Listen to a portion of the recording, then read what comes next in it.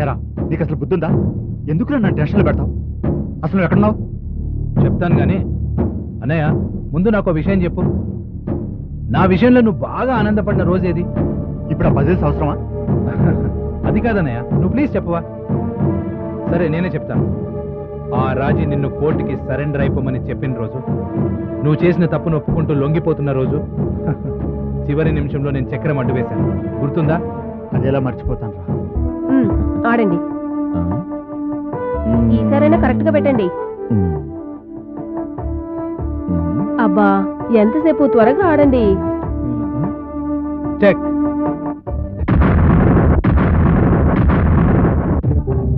Wonderful wonderful. Kumar, మీరు బాగా ఆడతారే. ఒకే ఒక్క ఎత్తుతో మంజులు కంగారు పెట్టేశారు. కీర్తన? అవునండి, ఎలాగూ నాకు పిల్లలు పుట్టరు కాబట్టి మిమ్మల్ని నా బిడ్డలు అనుకుంటున్నాను. కీర్తన, ఏం నువ్వు చెప్పేది? నీకు పిల్లలు పుట్టరా? అవునే, 2 నెలల క్రితమే డాక్టర్లు అన్ని టెస్టులు పూర్తి చేసి ఈ మాట చెప్పారు. నాకిక పిల్లలు పుట్టరు. కీర్తన, ఇది నిజమా?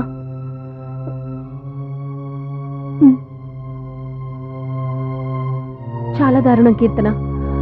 ఆ భగవంతుడు నీకు ఇలాంటి శిక్ష విధించడం చాలా దారుణం. పోన్లేవే, ఆ భగవంతుడు 10 మందికి సంతోషాన్ని ఇస్తే అంతే చాలు. వాళ్ళందరి కష్టాలు నాకే ఇచ్చినా నేను సంతోషంగా భరిస్తాను. నీదెంతో మంచి మనసు.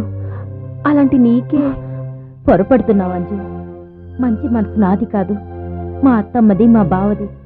మాదేముందమ్మా? అలా అనకండి. మా కీర్తన చాలా సెన్సిటివ్. అలాంటిది దీనికి అంత కష్టం వచ్చింది. ఇలాంటి సమయంలో మీ స్థానంలో వేరే అత్తగారు ఉండుంటే పరిస్థితులు వేరేగా ఉండేవి. అవునత్తమ్మా, ఈ గొడ్రాల్ని బయటికి గెంటేసి మీ అబ్బాయికి వేరే పెళ్లి చేసుండేవారు. చిచి, కల్లో కూడా నాకు ఆలోచన లేదు. కీర్తన, ఏం మాటలమ్మా అవి? నా కూతురికి ఆ కష్టం వస్తే ఏం చేసేదాన్ని? కడుపులో పెట్టుకునేదాన్నా, బయటకు నెట్టేసేదాన్నా? నీ విషయంలోనూ ఇంతకంటే వేరే మినహాయింపు ఉండదు. నువ్వు నాకు కన్న కూతురి కంటే ఎక్కువమ్మా. లోకంలో అందరు అత్తలు మీలాగే ఉండుంటే ఎంత బాగుంటుందో. ఈ విషయంలో నిజంగా మా కీర్తన చాలా అదృష్టవంతురాలు. చాలేవే, మా అమ్మని చూసి మురిసిపోతున్నావేంటి? ఆ మాటకొస్తే నువ్వు అదృష్టవంతురాలువేగా, ఒక గొప్ప వ్యక్తితో జీవితాన్ని పంచుకున్నందుకు. నిజమే, కానీ నీ అంత మాత్రం నోచుకోలేదు నేను. అంటే? ఏం లేదులే. ఇంక నేను బయలుదేరుతాను.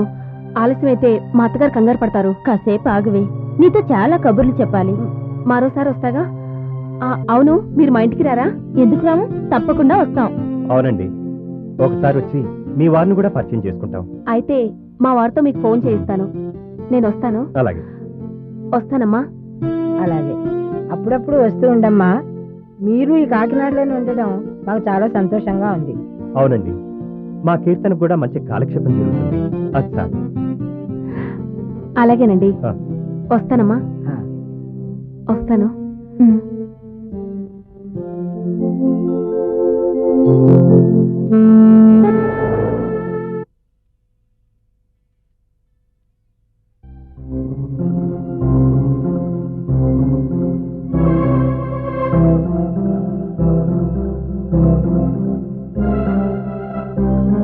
అంజలి, బాగా అలసిపోయినట్టున్నావు.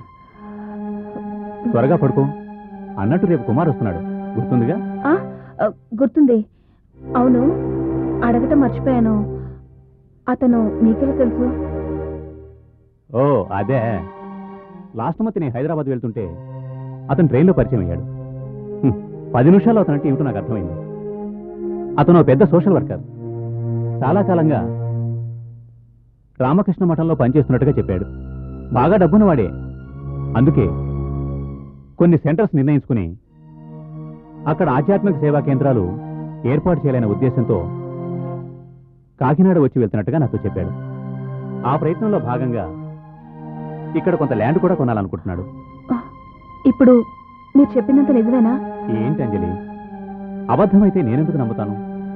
అంత చిన్న వయసులో ఎన్ని ఉన్నతమైన భావాలు. ఆశ్చర్యం ఏమిటంటే నా తిరుగు ప్రయాణంలో అతను విజయవాడ వరకు నాతో వస్తూ నేనున్న కంపార్ట్మెంట్లోనే కనిపించాడు. అతను చూడగానే నాకెందుకో చాలా సంతోషం అనిపించింది. అతను కూడా నన్ను చూసి చాలా ఆనందపడ్డాడు. అతను చాలా బాగా మాట్లాడతాడు తెలుసా.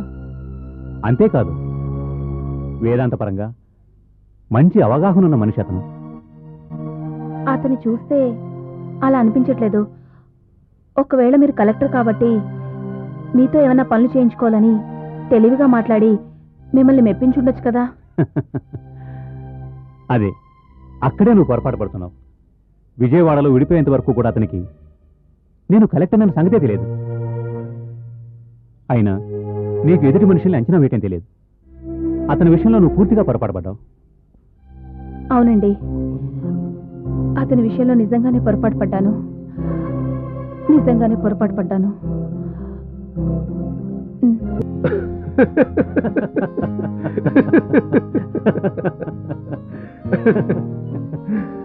అంజలి, కుమారు చాలా సైలెంట్ అనుకున్నాను, కానీ అమ్మో చాలా స్పీడు. నా స్పీడ్ ఏంటో ముందు ముందు మీకు ఇంకా బాగా అర్థమవుతుంది సార్. అదిగో అదే, ఆ సార్ అన్నదే నాకు నచ్చదు. హ్యాపీగా ఆదిత్య అని పిలువు. వద్దులేండి, మీలాంటి పెద్దవాళ్ళ దగ్గర అతి చనువు తీసుకోవడం నాకు అస్సలు ఇష్టం ఉండదు. మీరు తీసుకోవద్దు, నేనే ఇస్తాను. కాదనకూడదు. ఎందుకంటే మీరు, మీ మాట, మీ మంచితనం నాకు అంతలా నచ్చాయి. ఏమంటావు అంజలి? అవును. ఫోన్లేండి, అంజలి గారికి నేను నచ్చాను, అది చాలు. అవును, మనం ఎన్నో మాటలు మాట్లాడుకుంటున్నాం. అంజలి గారు ఒక్క మాట కూడా మాట్లాడారేంటి? మీరు కొత్త కదా, అందుకే మొహమాటం వల్ల ఎక్కువ మాట్లాడలేకపోతుంది. అవునా అంజలి? అంతేనండి. అంజలి గారు, మీకు భయం ఎక్కువ అనుకుంటాను. నాకు భయం ఏంటి? మరి మన రెస్టారెంట్లో చూసి ఎందుకు బెదిరిపోయారు? ఆదిత్య, నువ్వు కూడా గమనించావు కదా? అవును అంజలి, ఎవరో తెలియని వ్యక్తి వచ్చి ఎదురుగా కూర్చుంటే ఎవరు మీరు అని అడగాల్సింది పోయి కుమార్ను చూసి ఎందుకలా వణికిపోయావు? నో, అలాంటిదేం లేదు. నాకు భయం ఏం లేదు. ఏమండి, మీకేం వడ్డించమంటారు? మా భోజనాలు అయిపోయాయి. కుమార్, పద చేతులు కడుతున్నాం.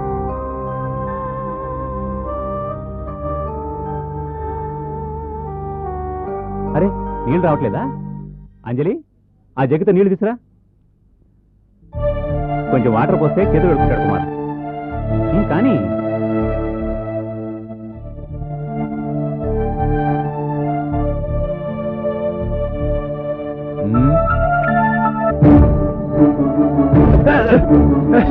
అరే, ఏం జరిగింది? చేయి జారిపోయింది. అంజలి, ఏంటిది? అబ్బే, ఇందులో అంజలి గారు తప్పేం లేదండి. నేనే పొరపాటున ముందుకు జరిగాను, ఆవిడ కంగారు పడ్డారు. ఏది ఏమైనా చూసుకోవాలి కదా. పాప అతను బట్టలు ఎలా తడిసిపోయి చూడు. ఏం పర్లేదు ఆదిత్య, అవే ఆరిపోతాయి. అలా కాదు, టీషర్ట్ పూర్తిగా తడిసిపోయింది. ఓ పని చేద్దాం, నా షర్ట్ ఇస్తాను, వేసుకో. అంజలి, వెళ్ళి వాటర్ తీసుకురాపో. పర్లేదు ఆదిత్య. అదేం కుదరదు.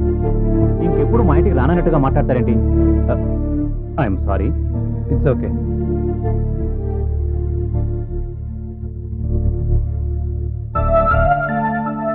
Just minute.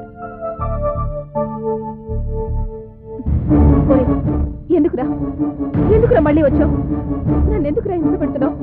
నేను నీకేం ద్రోహం చేశాను? ఏంటి, నువ్వు ద్రోహం చేయలేదా? ద్రోహం చేయలేదు? నన్ను ప్రేమించి వాడిని పెళ్లి చేసుకుని నాకు ద్రోహం చేయలేదు? నువ్వు మోసగాడివి, హంతకుడు అని తెలిసాక ఏడాదైనా భర్త స్థానాన్ని ఇస్తుందా? పైగా జైలుకి వెళ్ళావు. పీడ పోయిందనుకుంటే మళ్ళీ దాపురించావేంట్రా? తప్పు తప్పు, నేను దాపరించలేదు. కుమార్గా కొత్త అవతారంలో ఎందుకు ఎంటర్ అయ్యాను తెలుసా? నీకోసం. నీతో ఏ అచ్చట ముచ్చట తిరగకుండా నిన్ను వదిలేస్తానని ఎలా అనుకున్నావు? నువ్వు నాకేం చేయాలో తర్వాత చెప్తాను, కానీ మన విషయం మాత్రం ఆదిత్యతో చెప్పొద్దు, ఓకే? లేదు, నేను ఆయన్ని మోసం చేయలేను. నీ గురించి ఇప్పుడే చెప్పేస్తాను. అంటే ఇంతవరకు నా గురించి ఏం చెప్పలేదన్నమాట. థ్యాంక్స్, ఇంకా బాగా దొరికావు. చూడు, నా దగ్గర మన ఇద్దరం తీయించుకున్న ఫోటోలు, సాక్ష్యాలు, ఉత్తరాలు అన్ని భద్రంగా ఉన్నాయి. అవి చూపించి మీ ఆయనతో ఆయన నిన్ను మోసం చేస్తున్నావని చెప్పి ఈజీగా నమ్మించగలను.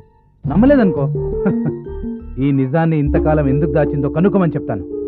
అప్పుడు తప్పనిసరిగా మీ వాడు నిన్ను బయటికి ఎంటేస్తాడు. అన్ని దారులు నీకు మూసుకుపోతాయి. అందుకే నేను చెప్పేంత వరకు మీ ఆయనతో ఏం చెప్పకు. ఒకవేళ చెప్పావే అనుకో, ఉత్తరాలు ఫోటోలు నీ బ్రతుకు. అదేంటి జోకా? నాకు చెప్తే నేను కూడా నవ్వుతాను కదా. మీకు తెలిస్తే అంజలి నవ్వుల పాలవుతుంది. ఆ? అదే నన్నేమనుకోవద్దని తెగ బ్రతిమలాడుకుంటుంది. అందుకే నాకు బాగా నవ్వొచ్చింది. పాపం చాలా సెన్సిటివ్ కుమార్. ఇదిగో షర్ట్. అయ్యో, అది మన పెళ్లి రోజు గిఫ్ట్ కదా. ఇది నా గిఫ్ట్ గా మా ఫ్రెండ్కి ఇస్తున్నాను. She very very sensitive. Thank you.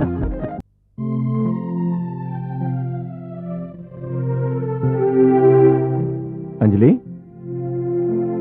Anjali, phone చేసావా? అదేంటి అప్పుడే నిద్రలో జరిపోయావా? నాకు తెలిసి ఇంత ఎర్లీగా ఎప్పుడు పడుకో కదా. పైగా అన్నం కూడా తినలేదు అంటే ఒంట్లో బాలేదా? ఇదేంటి ఇంత విసురుగా చేయనెట్టేశావు? ఏమైంది? నా మీద కోపం వచ్చిందా? నేనేం తప్పు చేశానబ్బా? నా కోపం వస్తే ఎంత, రాకపోతే ఎంత? ఎవరికి పట్టిందని? అలా అనుకో అంజలి. నువ్వెందుకు బాధపడుతున్నావు చెప్పకపోతే నాకెలా తెలుస్తుంది చెప్పు. మీరు కుమార్ని నమ్మటం నాకు నచ్చలేదు. అదేంటి? అతను మంచివాడే కదా. కాదండి. ఏంటి? కుమార్ మంచివాడు కదా? నేను అది కాదండి అనబోయి కాదండి అన్నాను. ఏమో ఏ మనిషి ఎలాంటి వాడో ఎవరికి మాత్రం ఏం తెలుస్తుంది? నువ్వు మనుషులు చాలా ఆలస్యంగా అర్థం చేసుకుంటావు. కానీ నా అంచనాలు ఎప్పుడూ తప్పుకోవు. కుమార్లో ఓ గొప్ప వ్యక్తిత్వం ఉన్న మహానుభావుడున్నాడు. పైగా ఎంతలా కలిసిపోయాడు చూడు. అతను ఏదో ఆశించి అలా చేస్తున్నాడేమో. నీకెందుకలా అనిపిస్తుందో నాకు అర్థం కావట్లేదు. అతను సంఘ సంస్కర్త. ఎలాంటి లాభాలు ఆశించకుండా రాష్ట్రంలో చాలా ప్రదేశాల్లో ఎన్నో సంస్థల్ని నెలకొల్పుతున్నాడు. వీటి కోసం తన దగ్గరే ఉన్న డబ్బు ఖర్చు పెడుతున్నాడు. ఇలాంటి మానవత్వం ఎంతమందిలో ఉంటుంది చెప్పు. మీరతన్ని చాలా లోతుగా పరీక్షించినట్లున్నారు. అవును. అతన్ని మంచివాడని మీరు అనుకోవడం వరకు బాగానే ఉంది. మొన్న మన పెళ్లి రోజు నాడు నేను దాచుకుని డబ్బులు పెట్టి ఎంతో ముచ్చటపడి మీకు షర్ట్ తీసుకున్నాను. మీరు ఆ షర్ట్ వేసుకోవాలని ఆశపడ్డాను. ఇదంతా తెలుసు కూడా ఆ షర్ట్ని కుమార్కి ఇవ్వడంలో అర్థం ఏంటి?